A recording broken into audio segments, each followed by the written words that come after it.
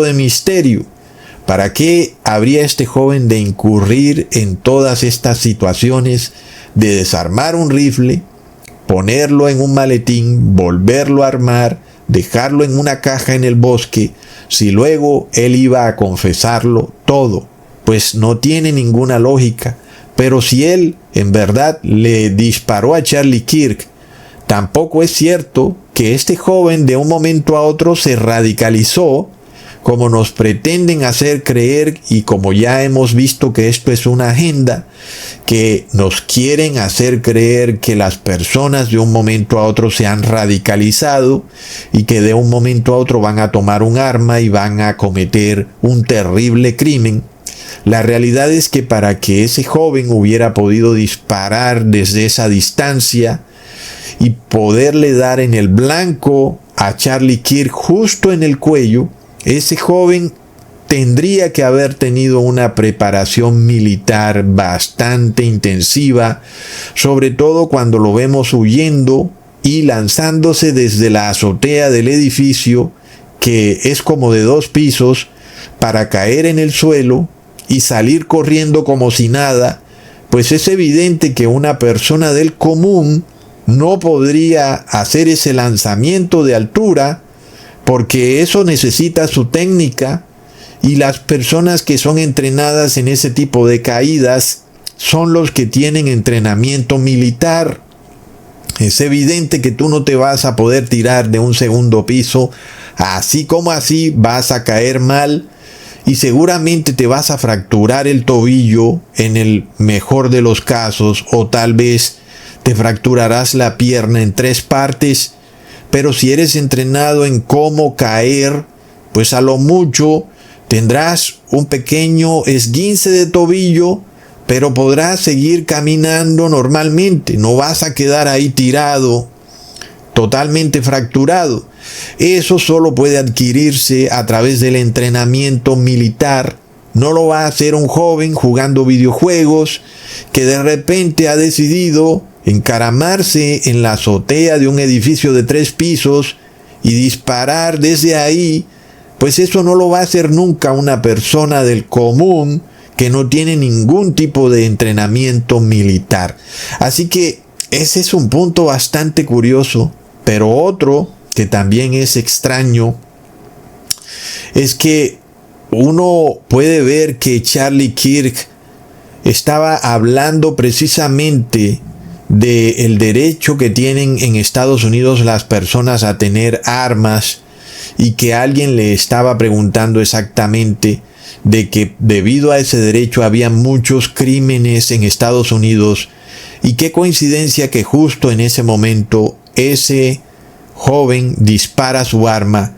Pero la gran pregunta es, ¿cómo pudo haber escuchado ese joven la pregunta que se le estaba haciendo a Charlie Kirk si ese joven estaba a 130 metros de distancia? Es decir, eso es bastante lejos, porque realmente ese joven nunca hubiera podido escuchar precisamente esa pregunta clave en la que él hace su disparo. Y además de todo, una persona en YouTube trató como de probar que cualquiera puede dispararle a alguien con un rifle a 130 metros de distancia, lo cual es obviamente absurdo, y es impresionante que hayan varios youtubers diciendo eso. Son personas que tal vez podrán engañar a jóvenes o a niños, pero aquellos que tenemos ya experiencia sabemos que eso es imposible, porque simplemente esas armas tienen un movimiento de reversa bastante fuerte y se requiere un pulso bastante entrenado para tratar de mantener el arma justo en el blanco, cosa que no se puede adquirir de la noche a la mañana. Con todo y eso, a esa distancia que nos muestra esta persona en YouTube, uno puede ver que ni siquiera se ve el blanco con los propios ojos. Se requiere de una mira telescópica para poder ver el blanco. Cuánto menos hubiera podido escuchar ese joven que hizo el disparo, justo cuando le preguntaron a Charlie Kirk sobre el hecho de que en Estados Unidos se puedan comprar armas legalmente. Es algo que también es bastante bizarro. Otro punto clave es que a este joven no le hicieron ninguna prueba de residuos de pólvora, lo cual indicaría que en efecto ese joven sí disparó el arma. Tal vez alguien dirá, ¿para qué se la iban a hacer si el joven ya confesó que él fue quien cometió el crimen? Pero hablando en términos legales, que alguien confiese un crimen no es suficiente para determinarlo como culpable, como pudiera pensar la mayoría de las personas. Podrían haber otros motivos ocultos que han hecho que ese joven se declare culpable del crimen. No puedo decir cuál sería la motivación de ese joven para haberse declarado como culpable, pero puede ser que esté siendo coaccionado, o puede ser que había mucho dinero de por medio que se le entregaría a su familia. En fin, sobre todo nosotros también vimos algo bastante bizarro, y es que el supuesto padre de ese joven que disparó el arma iba a recibir $1 millón del gobierno, pero luego resulta que el padre rechazó ese dinero y se lo entregó a la esposa de Charlie Kirk, lo que es bastante bizarro, ¿verdad, hermanos? Es bastante dinero como para tú irlo a dárselo así nada más a otra persona. No es la forma en que se comportan las personas hoy en día. Así que eso está bastante curioso. Además de todo, hay otro punto clave: el ángulo de trayectoria de la bala.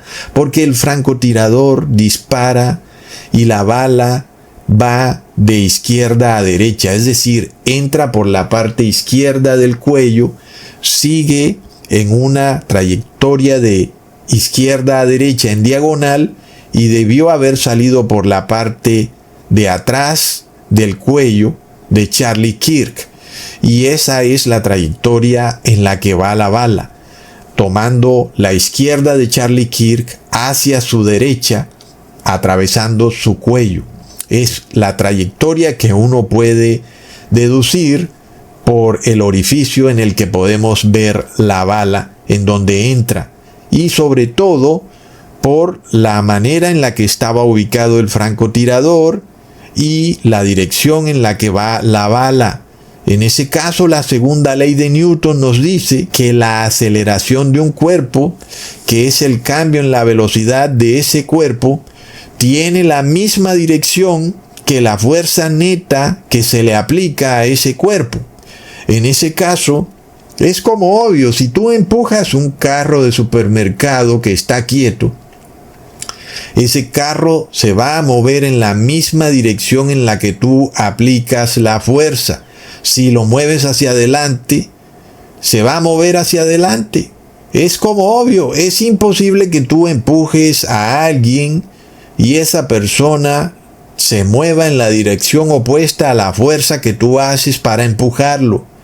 Entonces, habiendo dejado claro eso, cuando una bala golpea a una persona, esa persona se va a mover en la dirección en la que la bala lo ha golpeado, porque la bala lleva un impulso muy fuerte, un momento muy fuerte que hace que la persona caiga hacia atrás si la bala lo golpea en el pecho, o hacia un lado si la bala lo golpea de lado.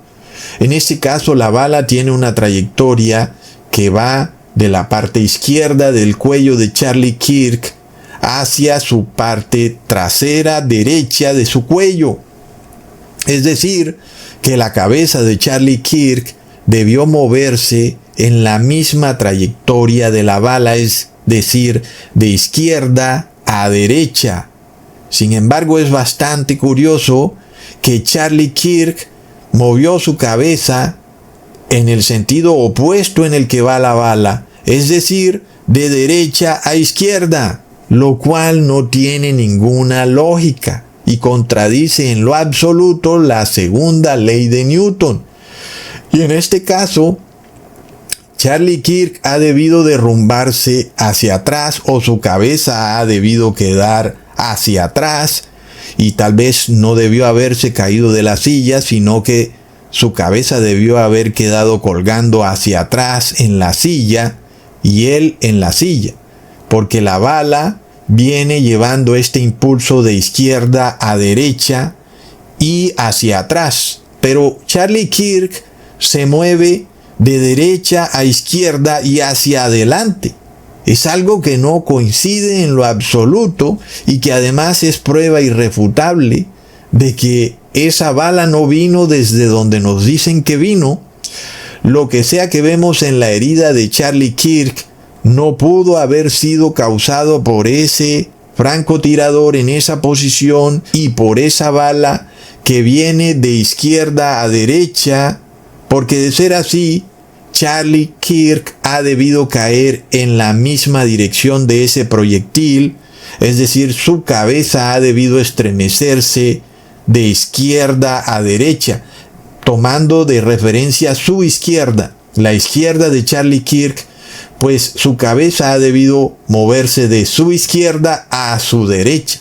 Sin embargo, Charlie Kirk cae en una dirección totalmente opuesta a la trayectoria de la bala, es decir, que Charlie Kirk se mueve de su derecha hacia su izquierda, tirándose hacia adelante, algo que no tiene lógica según lo que ya vimos de la segunda ley de Newton, en donde el estado de un objeto o cuerpo al que se le aplica una fuerza será de moverse en la misma dirección de la fuerza, pero además el objeto permanecerá moviéndose en esa misma dirección a menos que otra fuerza intervenga para detenerlo, por lo que es imposible que Charlie Kirk primero se tumbe a su izquierda y luego de la nada se tumbe hacia adelante y luego otra vez se tumbe hacia atrás. Son tres movimientos que él hace que no tienen ninguna lógica, lo cual revela que Charlie Kirk aún estaba vivo cuando estaba haciendo esos movimientos, porque de estar muerto, como debió haber ocurrido con una persona que recibe un impacto de una bala de ese calibre en esa región del cuello, la cabeza de Charlie Kirk ha debido moverse hacia atrás bruscamente, tirando hacia su derecha, y ha debido quedar inmóvil inmediatamente. Pero no es lo que ocurre. Nosotros vemos, además de todo, que un proyectil de ese calibre tendría que causar un daño bastante grande, porque una cosa es el orificio de entrada del proyectil, que es el que parece que vemos en el cuello. Otra cosa es el orificio de salida. El orificio de salida de un proyectil de ese calibre ha debido de ser bastante grande. ¿Y eso qué implicaciones tiene?